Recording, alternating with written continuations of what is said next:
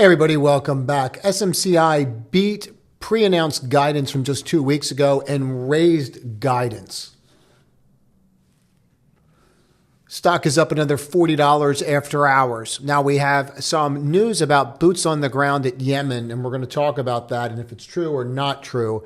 But I think it's important to just highlight some things here.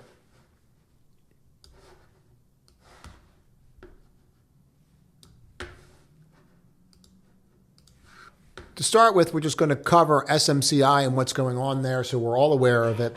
They raised guidance over 100% year-over-year sales increase.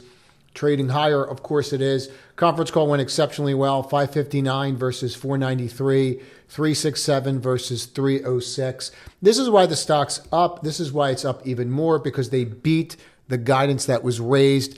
The number that they came out with was literally above every other number out there. Now, there's some things here that we're going to pay very specific attention to, and I want to make sure that we are all aware of this. Number one, we're going to take a look at this at a longer time frame, but on a 5-minute chart, and we're just going to look at a bear chart.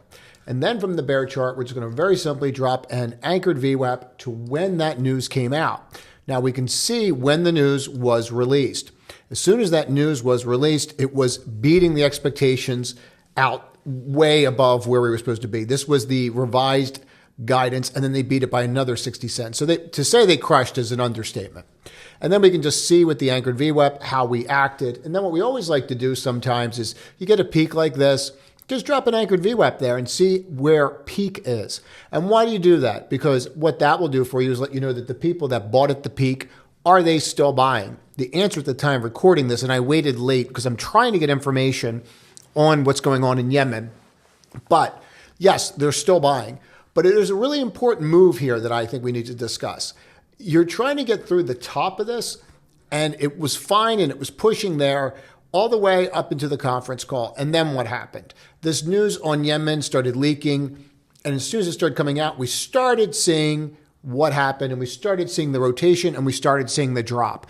That is not what you want to see. And it wasn't just there. So I want people to be aware of this overnight when you watch this. Now, this is NVIDIA after hours, same kind of movement, and it kind of came around right around that 610 time. Now, if you come here on SMCI and you kind of look right around there, that made it a little bit longer, but then around that 610, you got the peak, and then you started selling down. I don't think it's a coincidence that you're starting to see that. Now, even names like Microsoft, they're staying up a little bit, but the semis, they're starting to come in a little bit more. And I'm not entirely sure why those two specific names are doing that, but the whole market in and of itself, we didn't really see a spike in the VIX. You didn't really see this huge drop yet in the futures. So I'm a little confused about what's going on in Yemen, and I'll show you a couple articles and then we'll go from there. But more importantly, what do we do now with the market? Well, we had some really good trades after hours in this, and we were trading it all day long. At this point, I still have a position in it, but after hours, based upon uncertainty, I hate uncertainty. I would rather know that there's boots on the ground than not know that there's boots on the ground and then come into God knows what tomorrow. And that's my concern. I don't know what I'm stepping into overnight, and I'd rather miss an opportunity than come in and have no idea what I'm facing. So just so you can see the timestamps here, nice close, let's see, and then no later than 4:15, we're looking at an absolute max count where we think we can get to, beat EPS, beat everything. And then I'm just stating right here at the timestamp that I bought. If I click off this for a minute, you can see the timestamp right there, and we're buying right around that 406. That's going to be poignant in a second. And I'm using an extremely tight stop. I'm going to show you exactly how I bought this and how you can do this after hours as well in a second here. And then all the other semis are up, so you can go out there and buy NVIDIA. We had a whole plan stepping into this, buying SOXL, buying NVIDIA. We know exactly which names to buy based upon this. And then I'm just stating that we're up $25. I sold 0, up 50 on SMCI, sold 0. When we're up 52, I trimmed. I'll show you why. You can see the graph right here. And then you start seeing a trade back into the conference call. Remember, these names always trade into the conference call. But this was really simple. We had it all mapped out ahead of time in the room, so we knew exactly what the numbers were. We knew exactly what to expect. And then all we're doing is watching how you're going to react to that VWAP. Now, that VWAP actually should be a little bit over here on this bar, but what we're seeing is the rise, the pullback, and then the rise over. So when we get in here, I'm watching that test, the retest, and we just can't break that open. See that right there? We couldn't get one close below that opening bar. That was it. That was the stop. So you got to deal with the volatility. So you're sizing position differently. And then when you get confirmation, you can add to it. You can always scale out if you want, but there was really no reason to. I mean, there was an absolute blowout. So all you're waiting for it is for it to catch and then go from there. The next time you have to watch is always 5 o'clock. You have to watch the conference call. They should always, as you saw my notes, they should always trade up into the conference call.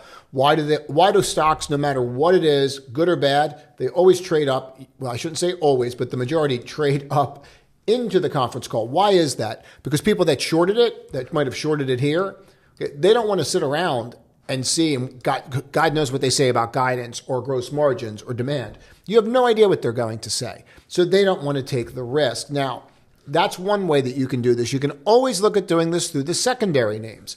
And you can see right in here. So why would you look at the secondary names? See, look what time this took off, 4:11. Why? The secondary names, when you understand which secondary names you look at, right, they always take off later. So here it is, 4:11. And that's starting to pop, right? And this gave you a pretty good indication right here that 416 flip today. That's been a key level for the name. We've actually been going through that name. We actually went through that level again this morning in the pre-market live. That's actually public. So that was pretty clear that we were going through that. So again, it was a pretty clear indication and pretty active in that name today. And you saw this buying come in right around 3 o'clock, which is the last hour. We talk about that all the time as well. Went over that again in Saturday's video. But here you are, and this is where you're at after hours. Now, this is really important. It's important to understand what are the secondary names. What are the names that are going to hold on? You can see that AMD is not going to hold on the same way that NVIDIA is. So it's important to understand where the players are. If you don't understand the players, I always tell everybody to very simply just focus on the SOX. People will say, well, SMCI is not in the SOX. Doesn't matter. The components in SMCI are in the SOX, and that's why it moves. So you always just go to the components if that's the easier way to do it. I would just rather go directly to the source. I learned that a long time ago. I actually read it in a book. You can actually read about it in The Alchemy of Finance by George Soros. And you go right to the source. Whatever the source is, you trade it. But also, sometimes you're going to miss it because you're not going to be able to get and disseminate that information fast like you can here. So when you can't disseminate the information fast, you go to the secondary level and you'll start going, okay, well, the main driver is going to be NVIDIA chips. And then you may get a better chance there. If that doesn't work, you go tertiary and you go into the entire sector. And maybe you don't make as much money, but at least you have a position off. At least you have something, right? So there's a lot to unpack there. And I would definitely watch that. So what does this mean for tomorrow? Well, I think the larger issue is that earnings were very good across the board. And you're actually seeing Microsoft stay at the high. My larger concern is what's going on in Yemen, but we should talk about a couple things first. So for time's sake, what I'm going to do is just show you one of the articles. So we don't spend a lot of time on it, but this is from The Intercept. And this has been out there for a couple days. Now today what they're saying is there's no troops in Yemen, but there are sources out there. They're saying actually there are troops on the ground, so the equity market sold off a little bit. When you start to see this and you have this level of uncertainty, I don't want to play in the middle of it.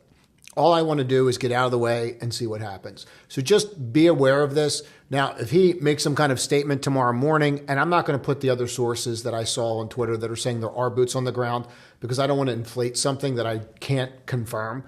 If that is true, I would expect the equity markets to sell down because if you're going to go into a protracted kind of situation again, it's going to be an issue. It's definitely going to be an issue for the equity markets. So I think that's an important distinction, and I want people to be aware of it. Now, in regards to Microsoft, Microsoft is trading up after hours because based upon SMCI, they are projecting that Microsoft is obviously next to come out on Tuesday night, but we also know who else is coming out Tuesday night.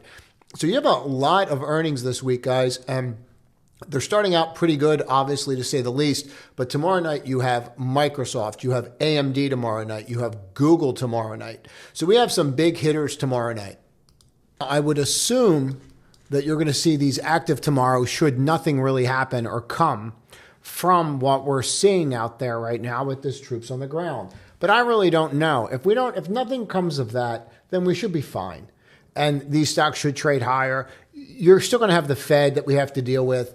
And there's a lot of obviously moving parts. I mean, SMCI after hours is obviously holding in there very nicely. I have the high marked right there, the 50.22. And you can see the rotation that's going on out there right now. I mean, again, Microsoft is just absolutely ripping. And that is a rip for Microsoft after hours. And if you look at it, you're not backing off. I'm trying to be very specific with stock prices tonight because that's really what's important.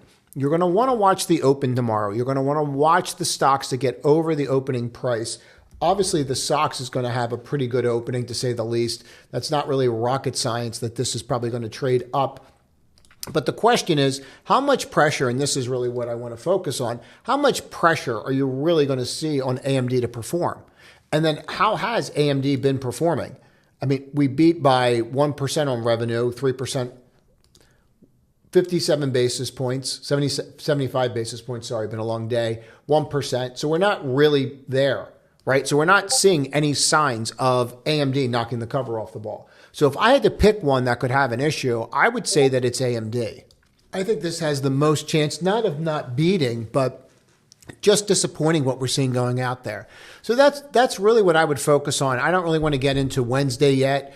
I'm a little concerned about tonight, what I'm seeing going on out there, quite frankly, with this Yemen nonsense, whether it's true or not true. You know, there's other movers out there where you're seeing Bitcoin, but is Bitcoin really lifting? I mean, you're right on the 55. You saw coin try to rally, but did it? Where'd you stop? Right at the 55. You know, you saw some of these names try to go as well. Mara, what happened? Right to that 55, 12, and now we're in that cross. So are they lifting? Kind of. I mean, the bull that's out there right now is Netflix. Netflix has just been grinding and grinding and grinding. Every single day, we're just hitting new highs on Netflix. And I think it's more important to focus on names right now. One of the things we talked about today, and I want to hammer this point home too, Tesla's sitting right on this trend line. We talked about this pre-market. It's due for a bounce. I think you are grossly off the 55 at this point. So I would focus on that as well. You're about 18% off. And so what do we really see going on? Same soup, different day. These companies are coming out, they're crushing earnings. If we were in a different position, if this nonsense wasn't floating around on the interwebs right now, I'd be more inclined to hold things overnight, but I don't know what I'm stepping into tomorrow. And that's always a concern of mine. I would say that Lam Research did reverse today. KLAC did reverse today. I would focus on those three names tomorrow. I would certainly focus on the news first thing in the morning. You're going to want to watch SMCI and just make sure that you get above that 50 level. I think that's pretty important. And there is just a couple more things that I'm thinking about it that you're going to want to watch tomorrow morning that I think are pertinent. This JetBlue. So JetBlue will come out with earnings tomorrow. Everybody's aware of this. Okay. They're going to be quizzed over and over again about Spirit Airlines and what's going on there. I would watch this very closely. And after DHI blew up, obviously, after DHI blew up, people are going to watch Pulte very close tomorrow morning, and I would be watching that as well. That's it.